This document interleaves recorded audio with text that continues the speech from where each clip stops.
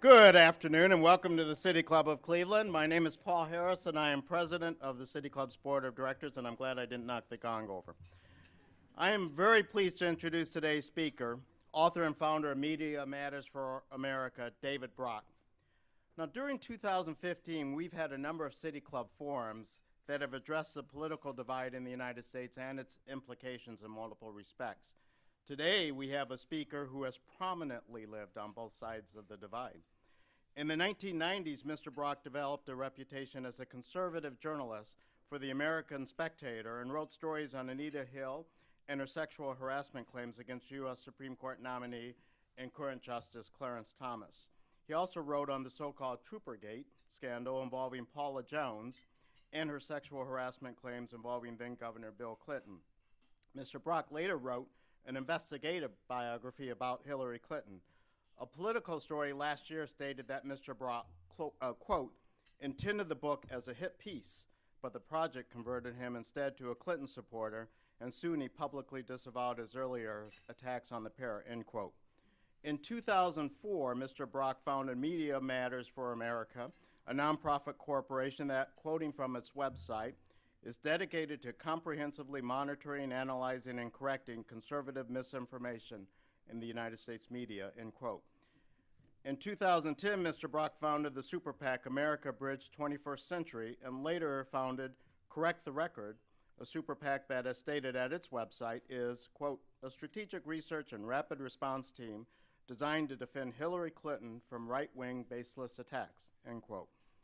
Mr. Brock's most recent book is entitled Killing the Messenger, the right-wing plot to derail Hillary and hijack your government. Commenting on research that caused him to change his views on Hillary Clinton, he writes, contrary to what my patrons expected, I found no silver bullet that would stop the Clintons. What I did find was a woman with a steadfast commitment to public service, a clear political vision, and a deep well of personal integrity. Now, Mr. Brock will share his perspectives today, and thereafter, in accordance with our City Club tradition, he will take questions as part of our Q&A period. As always, during that period, we welcome questions from all perspectives. I am pleased to present, on behalf of the City Club of Cleveland, David Brock.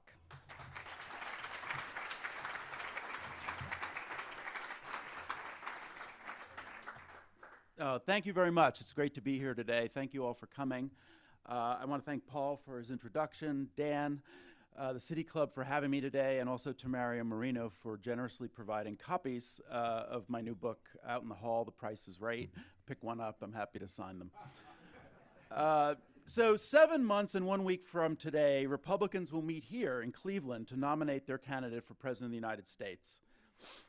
When I first made plans to come here to the City Club, I was thinking it might be a fun opportunity to talk about this entertaining Republican primary race and maybe preview some of the amusing twists and turns we might see between now and July.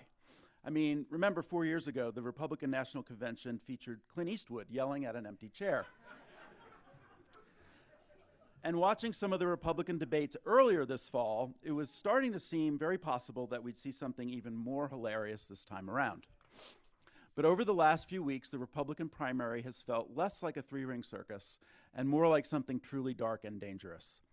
On Monday, Donald Trump, the man who holds a dominant lead in every national poll of Republican voters, called for, quote, a total and complete shutdown on Muslims entering the United States. The media portrayed the proposal as stunning. The pundits professed shock, even more so when Trump didn't spend the week apologizing for his pernicious plan. Rather, he spent it basking in the glow of polls showing that a majority of Republican primary voters supported it, and shrugging off mostly tepid criticism from others in his party. In fact, while other Republicans were careful not to endorse banning Muslims from our shores, every single prominent Republican, from fellow candidates like Ted Cruz, Marco Rubio, to party leaders like Paul Ryan, still committed to endorsing Trump should he win the nomination. Not to mention that these candidates had spent the preceding weeks and months trying to out-Trump Trump on issues like immigration and border security. Indeed, the Trump story is not just a story about one guy's brash personality and outrageous views. And it's not the story about how a whole political party has suddenly been overtaken by a barbarian. The actual story is the radicalization of a political party that has been years in the making. Political observers shouldn't be so astonished at Trump's rise. For if we look deeper, if we look past the blaring headlines and the shouting cable news shows, we can begin to figure out what's really going on, what's underneath the Trump phenomenon, what's happened to transform so thoroughly one of our political parties that it no longer functions like a normal political party. It is a cockpit of extremism, racial demagoguery, incitement, and according to Republicans like former Republican Virginia Governor James Gilmore, neoconservative foreign policy advisor Max Boot, and the TV ads of John Kasich, the Republican Party is a cauldron whose frontrunner is whipping up, quote, fascism, or as Roth Douthat, a conservative columnist for the New York Times, calls Trump a, quote, proto-fascist. The horrific attacks in Paris shook us to our core. But then we saw the Republicans, not just Trump, respond by attacking our own core American values, with some demanding that we outright reject Syrian refugees fleeing genocide, and others suggesting that we should subject them to a religious test before granting them refuge. Here at home, we're seeing mass shootings at a rate of more than one per day, including politically motivated acts of domestic terrorism ranging from the shooting at a Planned Parenthood clinic in Colorado to the terrible tragedy in San Bernardino last week. But the Republicans, not just Trump, won't agree that we shouldn't let terrorist suspects buy semi-automatic weapons. And of course, while all this is going on, the Republicans, not just Trump, continue to espouse policies that tilt in favor of the ultra-rich, endangering our middle class. Thanks to the Republicans, our schools and infrastructure continue to be underfunded, endangering our global competitiveness, and our climate continues to warm, endangering our way of life. But nobody running for president on the Republican side, not just Trump, has anything to say about how to meet these tough challenges. Instead, all we're seeing from the GOP, and again, not just Trump, is hateful rhetoric. Attacks on women who simply want to make their own healthcare decisions, attacks on minorities who simply want an end to police brutality, attacks on scientists who dare to speak the truth about our environment, attacks on immigrants who simply want to give their kids a chance at the American dream, attacks on Muslims who simply want to live in peace. This hatred has real consequences. On Monday, the same day Trump called for a ban on Muslims, someone dumped a severed pig's head on the doorstep of a mosque in Philadelphia.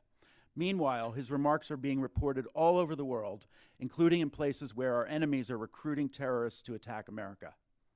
And yet, if he wins the primary, every leading Republican has promised to support him. Why? What has happened to the grand old party? It would be easy to blame all this on Donald Trump himself. But when you look at the recent history of the Republican Party, Trump starts to seem less like an anomaly and more like an inevitability when it comes to the chaos and disorientation that is today's Republican primary party. Trump is the wrong billionaire to blame. The backstory is that hundreds of millions of dollars have been spent on a radical project that has brought us to this moment. The money paid for and continues to pay for a vast infrastructure all across the nation, state by state, constituency by constituency, that has been slowly, methodically, tenaciously taking over the old GOP for more than 3 decades. This is the infrastructure that created the conditions for Trump to emerge. In many ways, it is Trump. If you want to understand what's wrong with the Republican Party in 2015, you have to go all the way back to 1980. That year, Republicans nominated Ronald Reagan, a visible and vocal advocate for right-wing policies for more than a decade, running on a platform of free market economics and a militant foreign policy, poised to beat the pants off Jimmy Carter, and conservatives were thrilled. But not all conservatives. A few conservatives thought Reagan wasn't conservative enough. Two of them were Charles and David Koch. Not long before that campaign began, their family company, Koch Industries, which today is the second largest privately held corporation in America, had run up against some pesky government regulations. A federal audit found them guilty of violating energy price controls, and a Koch subsidiary was slapped with a $10 million fine. The Koch brothers found themselves running afoul of the law, but rather than change their ways, they set out to change the law dramatically. You remember Reagan famously saying, "Government isn't the solution to our problem, government is the problem." Well, to the Koch brothers, that just meant Reagan was soft on government. Our goal, Charles Koch said, is not to reallocate the burden of government. Our goal is to roll back government. In addition to being extremely conservative, the Koch brothers were extremely rich. And Charles's brother David found a loophole in campaign finance laws that would allow him to personally bankroll an entire presidential campaign if he was on the ticket, which explains how David Koch became the Libertarian Party candidate for vice president in 1980. Now, remember the three agencies Rick Perry wanted to abolish? That's okay, he couldn't either. The Koch plan would have made Rick Perry look like Walter Mondale. The Kochs wanted to abolish the Federal Reserve, the Department of Energy, and the Department of Education, and that was just for starters. Also on the hit list, the Securities and Exchange Commission, which regulates Wall Street, and the Federal Election Commission, which regulates campaign spending. And that wasn't all. The Small Business Administration, gone. The Federal Trade Commission, gone. The Occupational Safety and Health Administration, the people who make sure workers don't get sick and die from asbestos poisoning, gone as well. Oh, and they wanted to get rid of the minimum wage, zero out federal spending on highways, abolish Social Security, which the Koch ticket called, quote, the most serious threat to the future of stability of our society next to the threat of nuclear war. This was a radical and dangerous ideology that would have increased the power of America's wealthiest, blown up the safety net for America's poorest, and left the government completely unable to do anything to sustain and protect the middle class. And it's not all that far from today's Republican Party platform. Well, in 1980, a great year for conservatives, the Koch platform got 1% of the national vote. David Koch would later profess surprise at the result, saying, "We all got a little too optimistic." But in addition to being extremely conservative and extremely rich, the Kochs were extremely strategic. And when they learned that outside of their libertarian bubble, the American people weren't buying what they were selling, they figured they'd better start doing some buying themselves. So in the wake of the 1980 election, they made 3 tactical changes. First, instead of fronting their right-wing policies, they'd start funding them. Second, instead of attempting to run to the right of the Republican Party establishment as libertarians, they'd try to pull the Republican Party itself to the right from inside. Third, instead of plowing their money into a single campaign, they'd focus on building institutions, like the Cato Institute, which Charles Koch founded in 1977, and which quickly became one of the nation's premier right-wing think tanks. Charles Koch called this project, quote, a vertically and horizontally integrated strategy from idea creation to policy development to education to grassroots organization to lobbying to litigation to political action. And his brother added, if we're going to give them a lot of money, we'll make darn sure they spend it in a way that goes along with our intent. And that is just what they have done. Let's look at one example. Not long after the Kochs embarked on this new path, they set up a policy incubator at George Mason University called the Mercatus Center, which they've given at least $14 million to that we know of. The Wall Street Journal has called the Mercatus Center, quote, the most important think tank you've never heard of. How important? Well, in 1997, President Clinton's Environmental Protection Agency announced new measures to reduce ozone pollution, emitted in part by oil refineries like those owned by the Kochs. An economist at Mercatus, funded by the Kochs, came up with a novel argument against the Clinton plan. Smoke-free skies, he argued, might lead to more cases of skin cancer. Laugh if you want. But a few years later, the Circuit Court of Appeals in Washington, D.C. actually ruled that the EPA had explicitly disregarded the possible health benefits of ozone and decided in favor of the polluters. Now, you would think that the judges who bought the Mercatus economist's argument might have been concerned about the fact that he was funded by 2 brothers who had a direct financial stake in the case. But remember what I said, or actually what Charles Koch said. This is a, quote, vertically and horizontally integrated strategy. As it happens, the judges who ruled in favor of the polluters had previously been taken on trips to a ranch in Montana for what were essentially legal retreats, that had been arranged by a group called the Foundation for Research in Economics and the Environment, or FREE. And anyone want to take a wild guess at who was funding FREE? Yes, Charles and David Koch. When Republicans took the White House in 2000, the Bush administration began looking for regulations to eliminate. and the Mercatus Center was ready with a list. In the end, more than half of the 23 regulations on the Bush administration's hit list came straight from the Kochs think tank. So the Kochs were slowly but surely building the machinery to hijack the Republican Party, but there was one hole in the Kochs infrastructure. Just like a political party, the Kochs had organizations to generate self-serving policy proposals, spread their extremist message to allies, and influence elites in Washington. But what they lacked was a capacity to organize people on the ground, foot soldiers. So in 1984, they launched Citizens for a Sound Economy, their first attempt to organize a grassroots movement of anti-government zealots. That would later branch off into a few different organizations. One was called Citizens for the Environment, a name which contained 2 lies in 4 words. There were very few citizens actually involved, and none of them really cared much about the environment. Another was called Americans for Prosperity, which has become today perhaps the single most influential political organization in America. In tracing back the strain of anger and resentment that dominates the Republican Party now, a key date is February 19th, 2009. That was the day a cable news talking head named Rick Santelli, mad as hell that President Obama was trying to help struggling homeowners avert foreclosure, threw a temper tantrum on live television. His rant went viral, especially the part where he suggested a Chicago Tea Party to protest the president's actions. And no doubt, Santelli had tapped into a real vein of frustration in the conservative movement. The right-wing base, egged on by Fox News and Rush Limbaugh and his wannabes, legitimately feared a black Democratic president who was implementing a progressive agenda.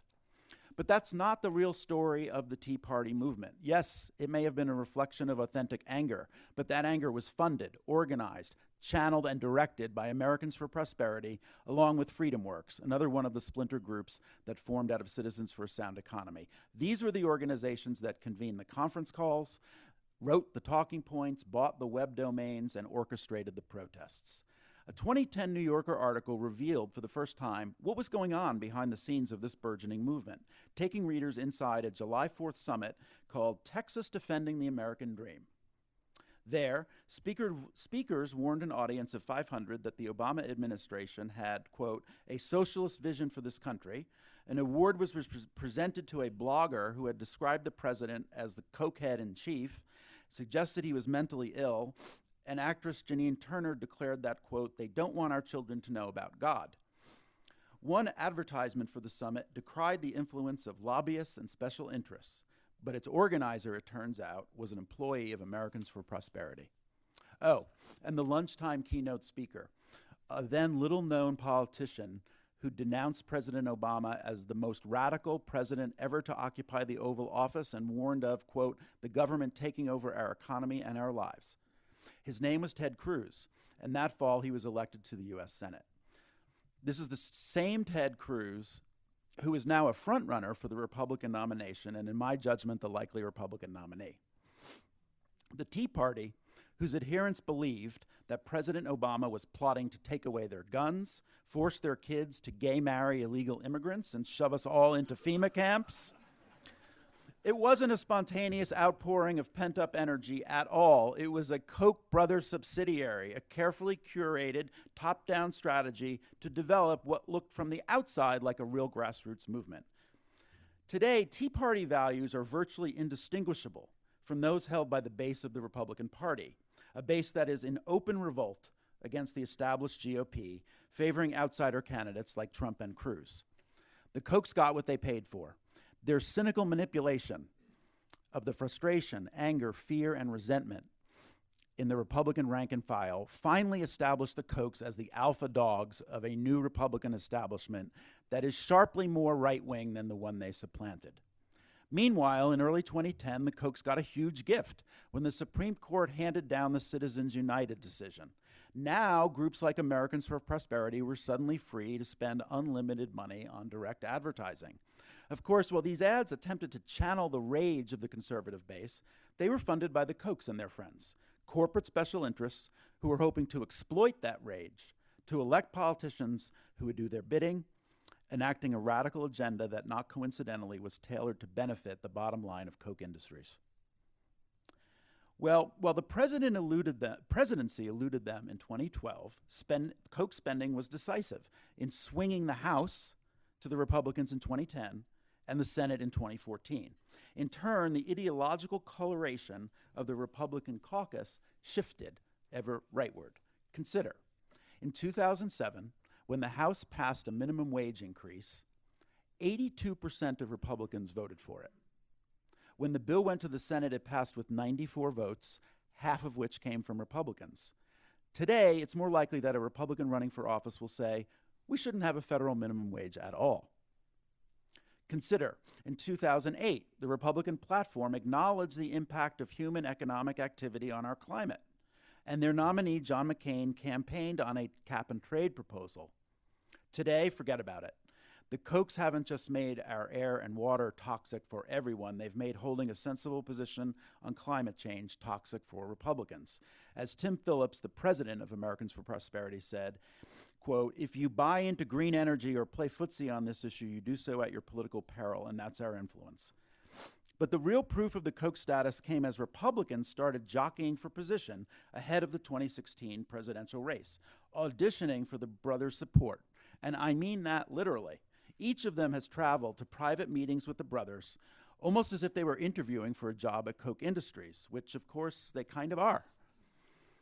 A lot of people figured Scott Walker would be their candidate. After all, Americans for Prosperity spent $10 million to keep Walker in office in Wisconsin, where he implemented one Koch-backed policy after another, slashing $800 million from public schools, blocking a minimum wage increase, eliminating food stamps for 30,000 people, enacting an unconstitutional voter suppression law, allowing concealed weapons near schools, relaxing environmental regulations to allow for increased mining, and of course cutting taxes for millionaires and slashing union benefits to make up for the shortfall.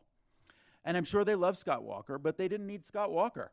They had a whole debate stage full of candidates who had worked hard to demonstrate their loyalty to the Kochs. Jeb Bush had been building a relationship with them for years. When he was governor, the Kochs got him to weaken clean water regulations so one of their companies could dump wastewater into Florida's St. Johns River. They even got him to lobby his brother, President George W. Bush, to stop enforcing federal Clean Water Act regulations. Jeb had appeared at multiple Koch donor summits. He hired former Koch network staffers. He hired the Koch's favorite political data company. And he adopted several of the Koch's favorite policies, including an energy plan that would lift the oil export ban, a priority for the Kochs for more than 3 decades. Then Jeb flamed out. But that was okay. They had another horse in Marco Rubio, the recipient of more than $60,000 in Koch money over the last 5 years. Rubio, who's spoken of his tremendous admiration for the Kochs, said he would, quote, love to earn their support and assured them that he is clearly aligned on issues with them. He's a frequent attendee at these Koch meetings, even replacing Charles Koch at one such event to deliver, quote, the final battle cry. They'd also be fine with Ted Cruz, a longtime favorite speaker at Koch network events. Cruz has been a staunch defender of the brothers, calling them, quote, businessmen who have created hundreds of thousands of jobs and stood up for free market principles. And Cruz, along with Rubio, signed a Koch pledge to oppose any legislation relating to climate change. Or Carly Fiorina, a fellow corporate raider who received Koch backing in her 2010 Senate race and hired a former Koch industry employee as her campaign manager. Heck, they'd be fine with John Kasich, who sided with the Kochs in opposing the Export-Import Bank, even though it would cost Ohio jobs, or Ben Carson, a regular guest at these ritzy Koch donor summits, Mike Huckabee, who loyally defended the Kochs' political activities as a Fox News talking head, Chris Christie, who's defended them on the campaign stump, even Rand Paul would be fine. He wrote a touching piece for Time magazine celebrating the Kochs as among the nation's 100 most influential people. So the Kochs covered all their bets, except for one. Well, Donald Trump isn't right very often, but like a broken clock, he occasionally gets it right. And he's absolutely correct when he boasts that he's the only candidate in the field who is not beholden to these powerful special interests. He's the only one in the field who hasn't auditioned for the Koch brothers. He doesn't need their money, and that means they can't control him. In fact, a good deal of the populism he's spouting runs counter to their economic agenda. So I expect that the Koch brothers will do everything they can to make sure he's not the nominee. not out of concern for their country, but out of concern for their company. But it might be too late. And the truth is, they should have seen this coming. When John Boehner assumed the speakership in 2011, he probably thought he was going to be negotiating with President Obama. But the Tea Party wave that swept Republicans into the majority in the House had other ideas. On the stump, the Koch-backed candidates promised the conservatives the moon. A full repeal of the Affordable Care Act, a balanced budget amendment that would shred the social safety net, a huge rollback of reproductive rights, and much more. And the conservatives were told, not only by the Koch proxies, but by the demagogues in the right-wing media, that the only thing standing in the way of this nirvana was a Republican establishment that was afraid to take on President Obama. And so John Boehner found himself negotiating not with leaders of the Democratic Party, but with a small, vocal, uncompromising minority in his own ranks, and a new Koch-funded conservative rebellion that wasn't interested in the realities of representative government. In today's House, the Republican leadership is so weak, it can't pass anything without the votes of Nancy Pelosi and the Democratic minority. And when John Boehner threw up his hands and walked away, the 40-member House Freedom Caucus held veto power over his replacement. Paul Ryan, the author of the most radically conservative budget plan in recent memory, had to grovel for their support. Now, the same dynamic that has rendered the Republican majorities in Congress ungovernable has rendered the Republican presidential primary unmanageable. And the Koch brothers and the rest of the new Republican establishment have no one to blame but themselves. For years, conservatives have raked in donations by winking at conspiracy theories about President Obama's secret Muslim heritage, a theory embraced back in 2011 by none other than Donald Trump. And now 2/3 of Republican primary voters support Trump's plan to ban Muslims from entering the country. For years, Republicans have demonized and lied about Planned Parenthood to mobilize anti-abortion voters. And now, their base demands a government shutdown over funding for women's health care, and even worse, the violent rhetoric against the organization has turned to actual violence. For years, conservatives have relied on white resentment to stoke anger against a black president. And now, instead of blaming economic inequality on economic policies that favor the rich, the right scapegoats minorities and immigrants. In all these disgraceful developments, the Koch brothers' fingerprints are everywhere. In proposing his plan to ban Muslims from the country, Trump cited a phony poll conducted by a right-wing think tank expert named Frank Gaffney, whose Center for Security Policy, soon to be added to the Southern Poverty Law Center's list of hate groups, is funded in part by, yes, the Koch brothers. The Kochs have contributed at least $11.5 million to the National Rifle Association, which continues to lobby against common-sense gun safety measures. Americans for Prosperity has worked with the NRA to mobilize gun owners, and the Koch-funded American Legislative Exchange Council has tried to pass state-level laws to weaken gun control. And it's a fact that even as they set up front groups to try to trick Latinos into supporting Republican economic policies, the Kochs themselves have supported anti-immigrant candidates all across the country. Do I think the Kochs themselves believe that President Obama is a Muslim, or that Planned Parenthood murders infants for profit, or that Mexican immigrants are coming here to steal our jobs? Not likely.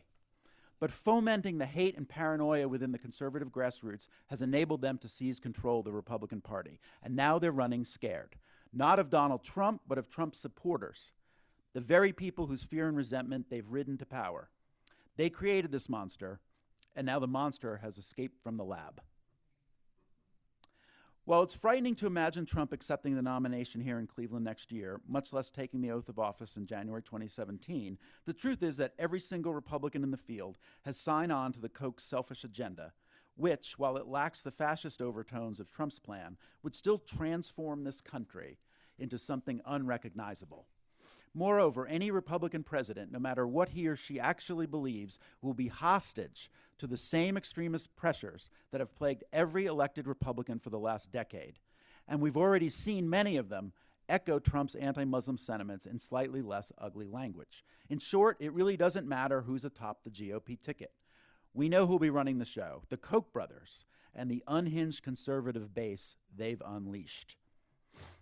For Democrats, It's not enough to point out that the Republican Party has proven itself incapable of basic governance, let alone responsible leadership, in this moment of national danger and uncertainty. Now, I could spend at least the next hour spelling out Hillary Clinton's superlative qualifications to be our next president. For instance, according to a Washington Post ABC News poll of November 16 through 19, Hillary Clinton is more trusted on dealing with terrorism than any of the Republican candidates. And the YouGov poll of November 15 reports, quote, she is also the only one of 7 of the leading Democrat and Republican candidates a majority believes is ready to be commander-in-chief. Well, I could go on, but I know I'm running short on time. So let me close by citing one qualification to lead our country that is far less frequently named. Hillary understands the nature of the opposition, of their unremitting opposition to progress. She knows who the enemy is. And it's not so much Senator Sanders' oft-cited billionaire class. It's this whole radical infrastructure that has a chokehold on the GOP. Hillary, no doubt, will work with reasonable conservatives when she can. But she knows what's required to vanquish the extremists when she must. Recall that when President Obama took office in 2008, he inspired a lot of us to hope for a new approach to politics, a new opportunity to erase the old divides, a new chance to transcend our broken discourse and unite our country. It didn't happen. Conservatives only became more entrenched. Then, when President Obama was soundly reelected in 2012, he and many others hoped, once again, that it would break the fever, that suffering a defeat would force the conservative movement to drop its campaign of obstruction at all costs. That didn't happen either. The truth is, with so many pressing challenges before us as a nation, we don't have the luxury of just hoping for the fever to break on its own. We need a president who knows on day one what she's up against, what we're up against. Hillary knows it's not the Democratic Party that's responsible for today's radicalization of society. She knows it's not the Democratic Party that thrives in extremism and even violence. And she knows it's not the Democratic Party governing through polarization. No, it's not the Democratic Party, it's the party of Koch. Hillary has understood the strange rhythms of the right wing for a very long time. Remember back in 1998 when she challenged the press to investigate, quote, the vast right-wing conspiracy. Well, today it's a vast right-wing conglomerate, better financed, far more sophisticated, and far more dangerous.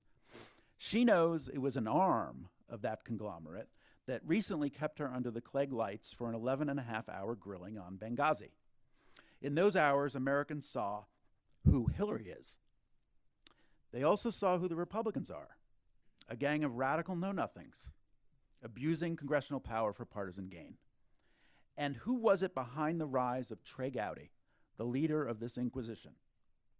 None other than the Koch brothers, who funded his primary challenge against a GOP incumbent who committed the sin of talking sense about the environment. So the question is, can our country muster the strength to shake free from the grip of the monster the Koch brothers and their allies have long nourished? With Hillary Clinton leading the way, I am confident we can. Thank you very much.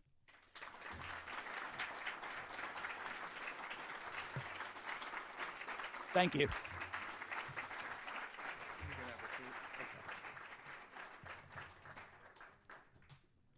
Today at the City Club of Cleveland, we are enjoying a Friday forum featuring David Brock, author and founder of Media Matters for America. We'll return to Mr. Brock in a moment for our traditional City Club question and answer period, and would ask that you start formulating your questions now and try to keep them brief and to the point so we can get as many in as possible. And if you are joining us via our radio broadcast or webcast and would like to tweet a question, you can do so at the City Club. We welcome all of you here and those joining us via the radio broadcast and web stream provided by our primary media partner, 90.3 WCPN, WVIZ PBS, 104.9 WCLV Idea Stream, or one of the many radio stations across the region and country that carries our City Club programs. Production, distribution, and broadcast of the City Club programs are made possible by Cleveland State University and PNC. Today is our last forum of 2015, but don't be alarmed. And you can join us on Friday, January 8th for a conversation on transportation and community planning with Grace Galucci Executive Director of the Northeast Ohio Area-Wide Coordinating Agency, and Jason Segedy, Director of the Akron Metropolitan Area Transportation Study. For more information about our upcoming and past programs, please visit us online at cityclub.org. We welcome guests at tables today hosted by Marino Ventures, and we thank you all for your support. Now, as promised, it's time to return to Mr. Brock for a traditional City Club question and answer period. We welcome questions from everyone, whether here live or electronically, and questions from guests are certainly welcome as well. We've got two people holding the microphone, Stephanie Jansky and Teddy Eisenberg, both with the City Club. First question, please. One of the main Republican narratives, sometimes subtle and other times not so subtle, is that Hillary Clinton is not trustworthy. Could you please expound on that? Sure, yeah. Tough question first. Okay, so here's what I would say about that. One, we know, to take my word for it, that the Republicans had an explicit strategy to paint Hillary as, remember what Kevin McCarthy said, he made up a word, untrustable. But this was an explicit Republican strategy to drive her numbers down through Benghazi and the email controversy to make her look untrustable. That's part one. Part two, the media. The media portrays Hillary under the kind of caricature of Bill Clinton when he first came on the scene as Slick Willie, as they put it. And third are parts of the left, frankly, who caricature Hillary as an opportunist, a political hack. So you have these three strains and a kind of unholy alliance. So what's the result? So one, let's be clear, Democrats trust Hillary Clinton. That's what the polls show, okay? So what you're seeing in the polls, you're seeing a little bit of wavering Democrats, and they're probably supporting Sanders. You're seeing independents, where she took a hit, and you're seeing Republicans who are not going to trust her no matter what. So I think the question is, what do you do about that? And I think the answer is, at least twofold. One, so national security. So Hillary is universally regarded as strong. Okay, strength is a source of trust. The more that people see her with credibility taking on these issues of national security, the more they're going to trust. The national security strength is going to translate into we can trust her to deal with the problems we have at home as well. Okay? Now, you're going to have to take it. You're going to have to take it. It's not one answer for everybody. So for Democrats, what I would suggest is that the ones who are wavering, some polling shows that people think they know everything about Hillary, but when you actually ask them things about her biography, they don't know. And so her entire progressive history should be talked about, and I think will persuade whoever is wavering in the Democratic Party that she is the real progressive champion in this race. And go back to the Children's Defense Fund and legal services and legal aid in Arkansas, et cetera. I think the independents can be brought along that she's strong on national security. And who knows about the Republicans, but if the race goes the way it looks like it's going, I wouldn't rule out that some Republicans could vote for Hillary. So I think that's how I think the trust issue gets resolved. Thanks for the question. Thank you for speaking for us today. I have a two-part question. First, what do you think the chances are that Donald Trump will run as a third-party candidate? And what would you think of a Donald Trump, Bernie Sanders, anti-Washington ticket in the election? Thank you.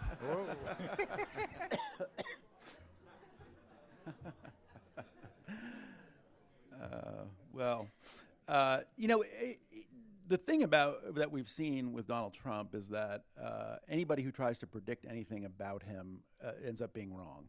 So I have no idea if he'll run as an independent. He signed a pledge, which means nothing, because he keeps hinting that he has this possibility still there. I tend to, if I'm guessing, I tend to think not. As I mentioned earlier, I think Cruz will end up as the nominee, and I think Trump will support him and have a big platform. We'll be hearing from him at the convention and on the campaign trail, I think. So I tend to think he won't do it. But I mean, you just don't know with Donald Trump. Yeah, I mean, sure. I mean, are they both tapping into some kind of anger and frustration that exists on the right and the left? To some extent, sure they are. I don't think that would work as a ticket. I can't see Senator Sanders going along with it. I don't know what Trump's thinking about running mates. Thanks. Yes. Over here, Mr. Brock, about redistricting. Do you think that the history of redrawing congressional districts has contributed in any significant way to the change and the rise in the Republican right? And do you think the Koch brothers were involved in that, and do you see any change in that movement? Sure, yeah. No, I do think it's a significant factor. So, yeah, the Republicans had, starting in 2002, they had a 10-year plan to capture power in the states. That's the state houses, state legislatures, down ballot races. They spent about, from what we can figure, they spent about $200 million in 10 years to get where they've gotten, which, if you do the math, is a pretty good deal. And obviously part of what they won in winning power in the states was the power to draw these district lines. And so even though I think that Democrats will have a good year next year, winning the presidency and taking the Senate back, there is a block in place on the redistricting that's going to, just makes the House probably uncompetitive until those district lines are drawn again, which won't be till 2020. So yeah, I think it's a significant thing. It's driving them to the right because they win re-election with large support, and they're deadly fearing of primary challenges from the right. So yeah, it has that effect too, and I think it's a significant problem and one that Democrats need to address and haven't yet really. Yeah, I think so. Yeah. All would agree that immigration reform is needed, but how can Hillary advocate for it and make it a winning issue for her with Trump spreading all these untruths? Yeah, well, good question because, to date, nothing's working with Trump, including fact-checking. I mean, I don't think I can't remember anyone who is able to say the kind of things he says that are false, wrong, and also outrageously bigoted, and seems to be suffering no consequence. But Hillary will make immigration an issue, and not only because it's the right thing to do. The Republicans, I mean, I saw last night someone from Trump's organization saying that basically they've written off the Hispanic vote. They've written off the Latino vote entirely. He's going to have a very tough time in a general election writing off that large a segment of the population. I don't see how he gets there. And so, it's a powerful issue, and it's not just Trump. As I said a little earlier, it's not just Trump. You've seen Rubio, you've seen Bush move off more moderate positions into a harder edged position. Cruz is already there, and so I do think it will be a significant wedge issue next year. And the Republicans to win the White House, they have to improve on what Romney did with that segment of the electorate, and I don't see much sign or hope of that from their side. I have a question about the former moderate Republicans. What happened to people who liked Rockefeller and Clifford Case and Margaret Chase Smith? What are these folks doing? Or do they have a voice at all in the Republican Party? Yeah, I think they're virtually extinct. And it's a consequence of some of the forces that I described in my speech, going back to the 1970s when the conservative movement decided to have a very orchestrated campaign to eliminate moderate, reasonable voices in the Republican Party, and they've they've really succeeded. I mean, when you look at the caucus in Congress, there's nobody like that anymore.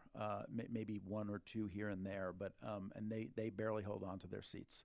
So that's part of the reason we have such divisiveness and polarization, I think.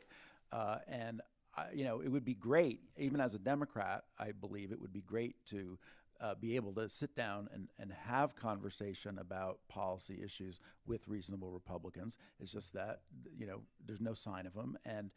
And if I'm right that Cruz is the nominee, this party is moving even more right. And so the chances of that happening, I think, are slim to none. Has the Democratic Party missed something? This seems to have all happened under, I'm sure there's plenty of people paying attention, know that this is happening, but is there something essentially broken with the organization of the Democratic Party that they just can't fight back?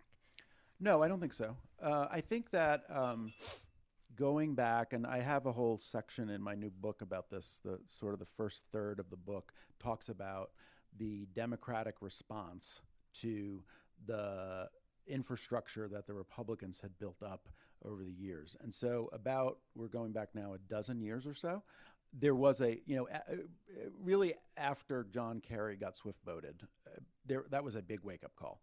And so organizations like Media Matters, the Center for American Progress were started around this time. And even though it doesn't feel that way every day, I think a lot of progress in making the field of competition more balanced has been made. When you think about what things looked like in 2004, where the right-wing media operated with total impunity, said anything it wanted, the mainstream media under attack just by the right wing, very hard to find progressive media. That's not the case anymore. Now, the progressive side of the story is out there. You still got to look a little harder for it because we don't have a dedicated cable channel and all these Rush Limbaugh imitators around the country. But there's been a response, and it's an aggressive, progressive response. Well, I was going to ask you to speak more about breaking the right-wing media infrastructure, but if you don't have anything more to say than that, I'd just like to hear more about what you think Hillary can do as the president to break the stranglehold of this toxic environment with the Republicans, which you said she's savvy. What do you think are the tools that she can use to break this environment? Well, yes, Hillary knows how power works. When she was in the Senate, she worked on legislation with people who voted to impeach her husband. So she has the know-how and ability to do that. The question is going to be, what does the Republican caucus look like after 2016? Who is she going to be working with? So if you go down following the line of thought that Cruz becomes the nominee, that means that the Republicans chose to go down in flames, basically, rather than pick somebody who could actually win the White House. And the reverberations of that in the party will be significant. The party could split after the election, in my view. So it's a little hard to say because you don't know who she's going to be working with, but she has a demonstrated commitment to working across the aisle. But also, if that can't work, she's proposed, if you look at her proposals carefully, she's proposed a lot of things that can be done by executive order. For example, her campaign finance plan. A lot can be done that the current president hasn't actually done by executive order. And so that is part of the answer as well. And I think she'll follow up on those commitments.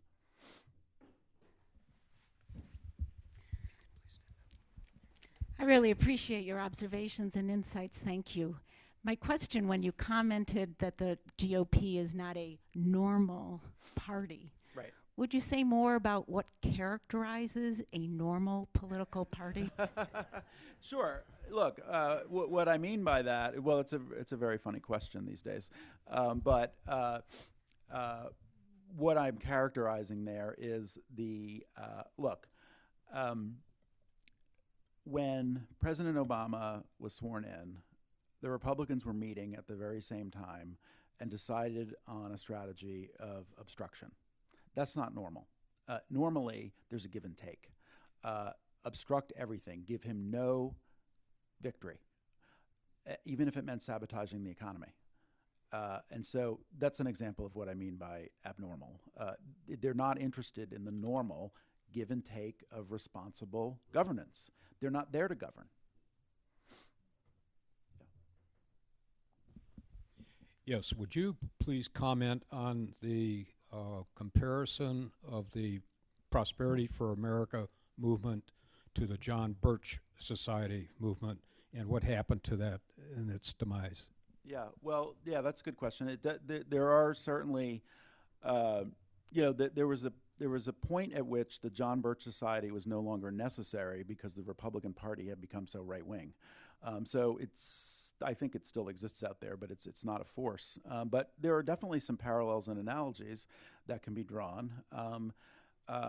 You go back to the organizing around the 1964 presidential campaign, where they nominated the most extreme person they could, and the John Birch Society was organizing around that.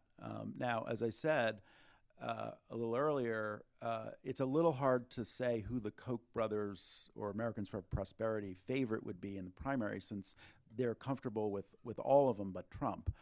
But at the end of the day, we'll see if they want to rerun a 1964-like campaign and where they end up with their nomination process. As far as Hillary's running mate will be, do you think it would be someone from the progressive liberal side of things? We have a nice senator here that would fit that mold. Right. Yes, you do. I don't have any idea. I think it will have something to do with what goes on, obviously, on the Republican side and what their ticket looks like.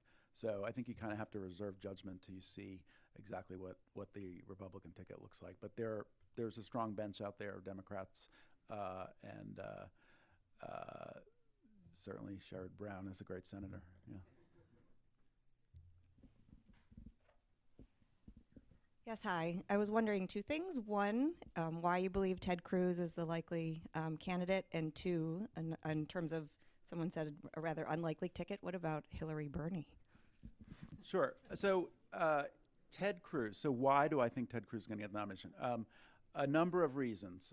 One, he's the second angriest man in the race. So if Trump fades, he's the second angriest man. He's where the id of the conservative base is, I believe, strongly. He's got a lot of money. He's got a big super PAC. He's also got low-dollar donors. He's playing a very long game organizationally on the ground, better than some of the others that people talk about. He's going to win Iowa, I believe, and maybe not New Hampshire, but then South Carolina. And then they changed the party rules so that come early to mid-March, these primaries become winner-take-all in terms of delegates. So he can get there just by winning, not necessarily winning a majority. You can see in the polls that as Carson has fallen, that support has gone to Cruz. So the question is, what does a race look like against Ted Cruz? So, so Ted Cruz is a hyper-partisan, right? He's aligned himself with the most extreme elements in the Republican Party, the House Freedom Caucus, the really terribly anti-immigrant Congressman Steve King in Iowa.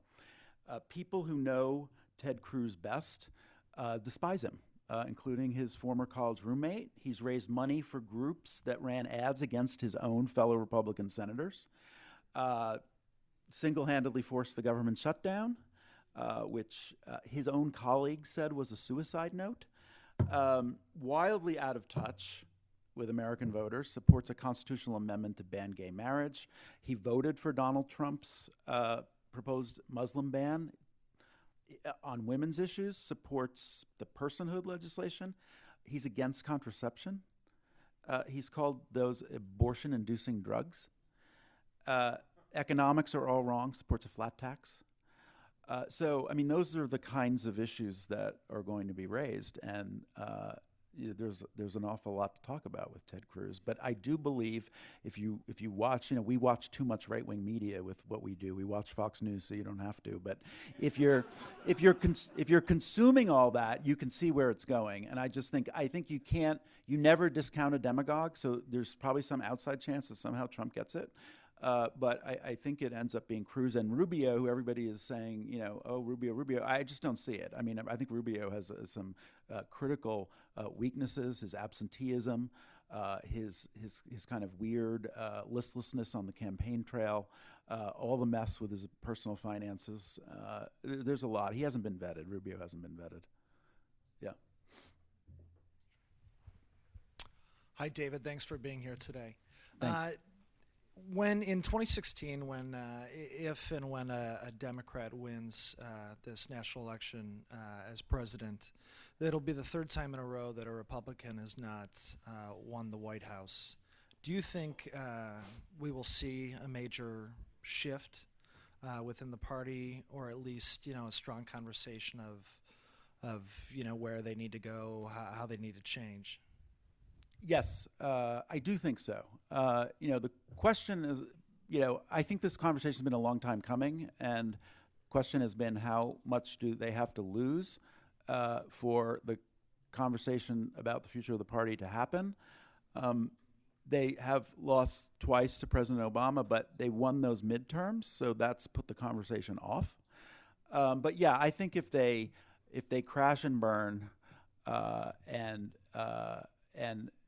Hillary is president, they're going to have some serious soul searching, because the one thing the Republicans knew going back 2 years is they didn't want to run against Hillary Clinton because she's the most formidable candidate.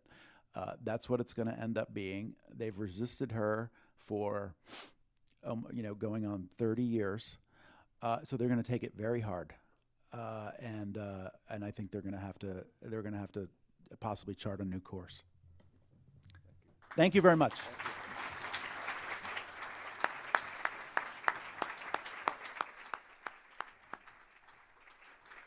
Today at the City Club of Cleveland, we have enjoyed a Friday forum featuring David Brock, author and founder of Media Matters for America. Thank you very much, Mr. Brock. Thank you, ladies and gentlemen. This forum is now adjourned.